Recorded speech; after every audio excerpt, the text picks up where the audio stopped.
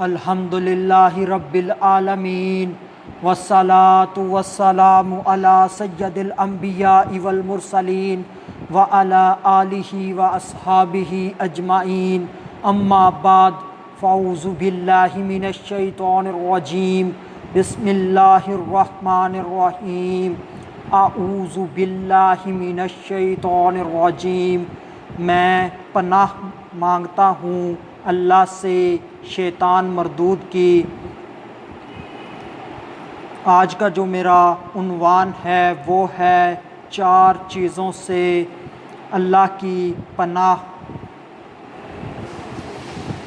درود پاک کی فضیلت، شفیع محشر، نور مجسم، شاہ آدم و بنی آدم، سیاہ لامکاں صلی اللہ علیہ وآلہ وسلم نے ارشاد فرمایا، تم اپنی مجلسوں کو مجھ پر درود پاک پڑھ کر آراستہ کرو، کیونکہ تمہارا درود پاک پڑھنا تمہارے لیے روز قیامت نور ہوگا۔ پڑھیے، الصلاۃ والسلام علیک یا سیدی یا رسول اللہ، الصلاۃ والسلام علیک یا سیدی یا حبیب اللہ، الصلاۃ والسلام علیک یا سیدی یا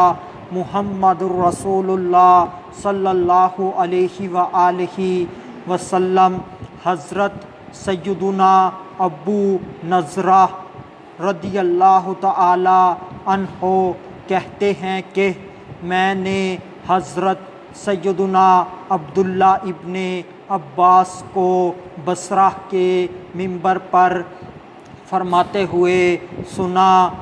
سرکار دو عالم سرور انبیاء صلی اللہ علیہ وآلہ وسلم نماز کے بعد 4 چیزوں سے پناہ مانگا کرتے تھے: عذاب قبر سے، عذاب نار سے، اور تمام ظاہری اور باطنی فتنوں سے، اور جھوٹے کذاب دجال کے فتنے سے میں اللہ کی پناہ مانگتا ہوں۔ حدیث کا حوالہ مسند احمد۔ اس حدیث کے اندر 4 چیزوں سے پناہ مانگنے کی امت محمدیہ صلی اللہ علیہ وآلہ وسلم کو ترغیب دلائی گئی ہے، تو ہمیں بھی چاہیے کہ ہم نماز کے بعد ان 4 چیزوں سے اللہ کی پناہ مانگے، اللہ سے پناہ مانگے ان چیزوں کے متعلق کہ ہم عذاب قبر کا شکار نہ ہوں، دوزخ کی آگ کا شکار نہ ہوں، اور تمام ظاہری باطنی فتنوں کا شکار نہ ہوں، اور فتنہ دجال سے ہم بچ جائیں۔ اس کے لیے عملی صورتحال بھی اختیار کرنا ہوگی۔ ان چیزوں سے بچنے کے لیے سب سے پہلے ہمیں اپنے عقیدے کو مضبوط اور بہتر بنانا ہوگا۔ الحمدللہ ہم اہل سنت و جماعت، حنفی، بریلوی جو ہیں وہ اہل حق ہیں، اور کوئی بھی فرقہ آپ کو حدیث کی کتب کے اندر، صحابہ کے اقوال کے اندر اپنے فرقے کا نام نہیں دکھا سکتا۔ صرف اہل سنت کے الفاظ ہی ہیں جو احادیث کے اندر ذکر ہیں، اور صحابہ کرام نے مکمل طور پر اہل سنت و جماعت کے الفاظ ذکر کیے ہیں۔ حوالہ حضرت عبداللہ ابن عباس کی جو تفسیر ہے، اس کے اندر ایک آیت ہے جس کے اندر بیان ہے کہ اس روز کچھ لوگوں کے چہرے سفید ہوں گے اور کچھ لوگوں کے چہرے سیاہ ہوں گے۔ جن کے چہرے سفید ہوں گے وہ اہل سنت و جماعت والے ہوں گے۔ اور ایک اور حدیث جو تفسیر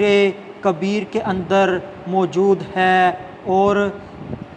وہ آیت جو بہت مشہور ہے، قُل لا اسألکم علیہ اجرا الا المودۃ فی القربیٰ، آخر تک جو اہل بیت کی شان میں نازل ہوئی۔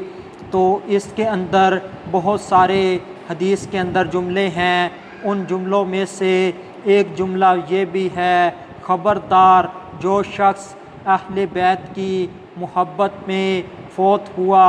وہ اہل سنت و جماعت پر فوت ہوا۔ اب عقیدے کا پتہ لگنے کے بعد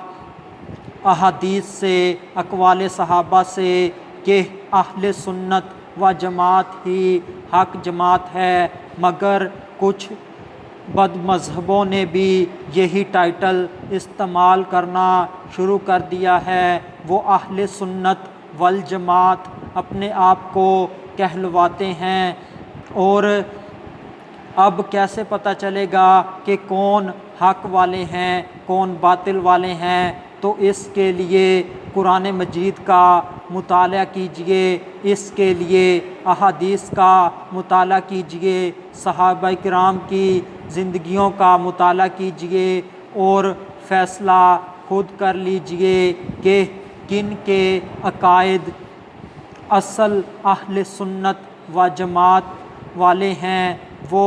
ہم حنفی بریلوی ہی ہیں، اور جو